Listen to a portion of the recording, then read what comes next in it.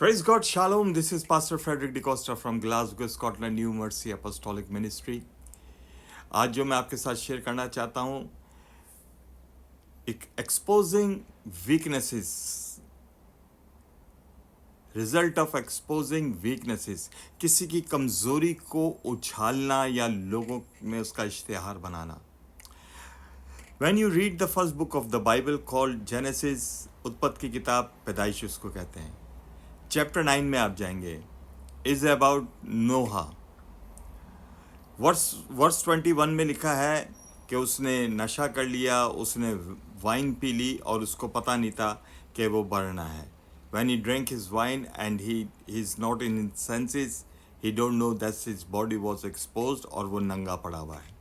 उसका यंगेस्ट बेटा हाम, कनानियों का बाप हाम ने अपने बाप को देखा और बाहर आकर, वर्स 22 में लिखा है कि बाहर आकर अपने भाइयों को बताया कि हमारा जो पिता है, हमारा जो बाप है, our father that is lying naked, वो नंगा पड़ा हुआ है. दूसरा बेटा उल्टे मुंह गया, चादर लेकर अपने बाप की नंगेपन को ढांकता है, वो देखता नहीं है. और when this Noah back in his senses, जब वो होश में आता है और उसको पता लगता है उसके यंग बेटे ने बाहर जाके उसके भाइयों को बताया कि वो नंगा पड़ा था, देन ही रिलीज कर्स कि तू अपने भाइयों का गुलाम होगा तू. और जब आप चैप्टर 9 में रहेंगे, verse 15, book of Genesis chapter 9 verse 15, 16, 17 पढ़ेंगे, जो जीनियोलॉजी है हाम की, यानी कनानियों का बाप हाम, उसकी जीनियोलॉजी जो वहाँ पर बताया कौन कौन से कबीले और कौन सी कंट्री, और वो कौन से कबीले कौन सी कंट्रियों में जाएंगे. मॉडर्न डेज के अंदर आप इजिप्ट ले लें, आप लीबिया ले लें, आप अफ्रीका की कंट्रीज़ ले लें, वहाँ पर जो आप देखेंगे ये उसकी नस्ल से आते हैं. दे आर अंडर कट्स, इसलिए वहाँ पर आपको कभी पीस नहीं मिलेगी, शांति नहीं मिलेगी, because they are under curse. The curse release by Noah. उसके बाप ने कहा कि तो अपने भाइयों का गुलाम होगा. सी द रिजल्ट, जब आप किसी की कमज़ोरी को उछालते हैं तो उसका रिजल्ट क्या है? नस्लें तबाह हो जाती हैं. ख़ास तौर पे वो लोग जो पास्टरों के लिए उनका इश्तिहार बनाते हैं. वेरी केयरफुल, आप अपनी नस्लों के लिए लानत को मांग रहे हैं.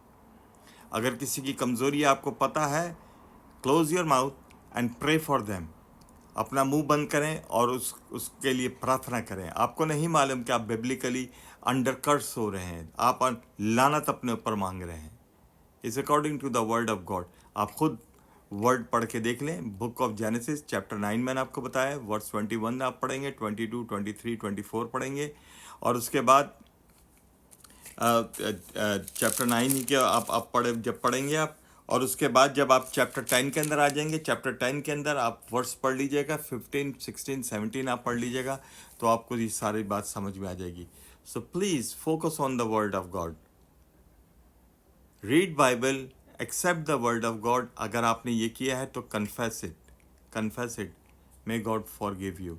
This is pastor Frederick D'Costa from Scotland. Take care. If this word of God touch your heart, share it and subscribe it with your loved ones.